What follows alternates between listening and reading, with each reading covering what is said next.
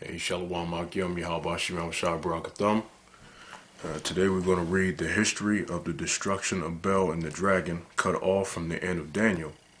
This is the history of the destruction of Bel and the dragon.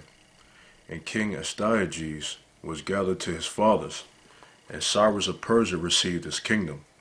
And Daniel conversed with the king and was honored above all his friends. Now the Babylonians had an idol called Bel, and there were spent upon him every day 12 great measures of fine flour, and 40 sheep, and 6 vessels of wine. And the king worshipped it, and went daily to adore it. But Daniel worshipped his own God. And the king said unto him, Why dost not thou worship Bel?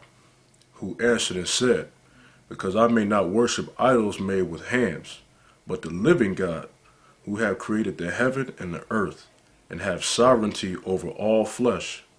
Then said the king unto him, Thinkest thou not that Bel is a living God?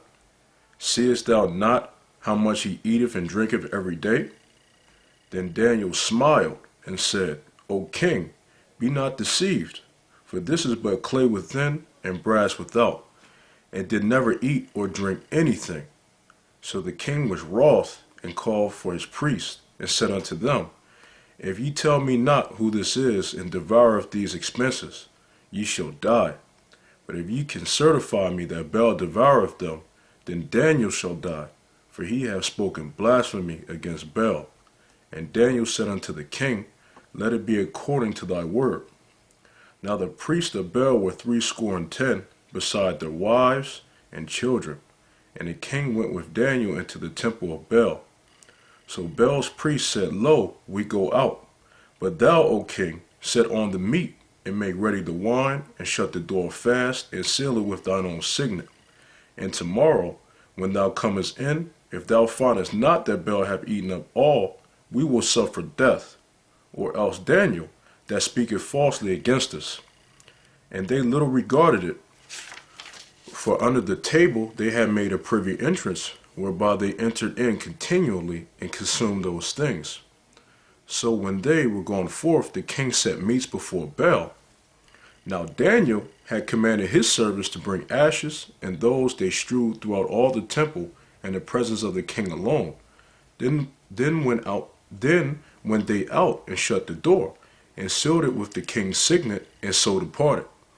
Now in the night came the priests with their wives and children, as they were wont to do, and did eat and drink up all.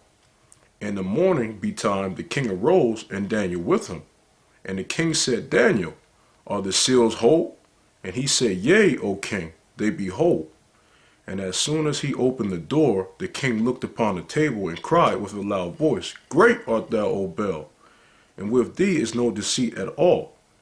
Then laughed Daniel, and held the king that he should not go in, and said, Behold, now the pavement, and mark well whose footsteps are these.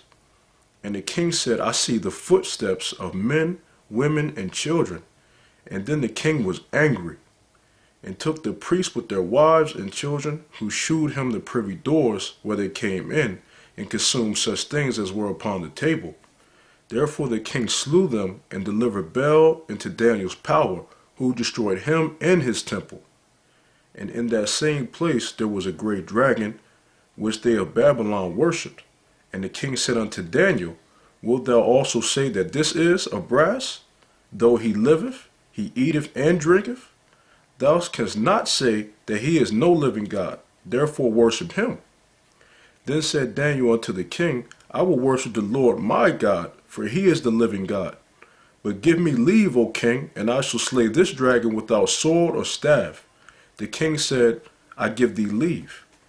Then Daniel took pitch and fat and hair, and did seethe them together, and made lumps thereof. This he put in the dragon's mouth, and so the dragon burst asunder. And Daniel said, Lo, these are the gods ye worship. When they of Babylon heard that, they took great indignation, and conspired against the king, saying, The king is become a Jew, and he hath destroyed Bel, he hath slain the dragon, and put the priest to death. So they came to the king and said, Deliver us Daniel, or else we will destroy thee in thine house. Now when the king saw that they pressed him sore, being constrained, he delivered Daniel unto them, who cast him into the lion's den, where he was 6 days. And in the den there were 7 lions, and they had given them every day 2 carcasses and 2 sheep, which then were not given to them, to the intent that they might devour Daniel. Now there was in Jewry a prophet called Habakkuk, who had made pottage and had broken bread in a bowl, and was going into the field for to bring it to the reapers. But the angel of the Lord said unto Habakkuk, Go, carry the dinner that thou hast into Babylon unto Daniel, who is in the lion's den. And Habakkuk said, Lord, I never saw Babylon, neither do I know where the den is. Then the angel of the Lord took him by the crown, and bare him by the hair of his head, and through the vehemency of his spirit set him in Babylon over the den. And Habakkuk cried, saying, O Daniel, Daniel, take the dinner which God hath sent thee. And Daniel said, Thou hast remembered me, O God, neither hast thou forsaken them that seek thee and love thee. So Daniel arose and did eat, and the angel of the Lord set Habakkuk in his own place again immediately. Upon the 7th day the king went to bewail Daniel, and when he came to the den he looked in, and behold, Daniel was sitting. Then cried the king with a loud voice, saying, Great art thou, O Lord God of Daniel, and there is none other beside thee. And he drew him out, and cast those that were the cause of his destruction into the den, and they were devoured in a moment before his face. That's the history of Bel and the dragon, cut off from the end of Daniel. Yahweh Ba'ashim Yahweh Shai Barakathum, and as always, double shalom.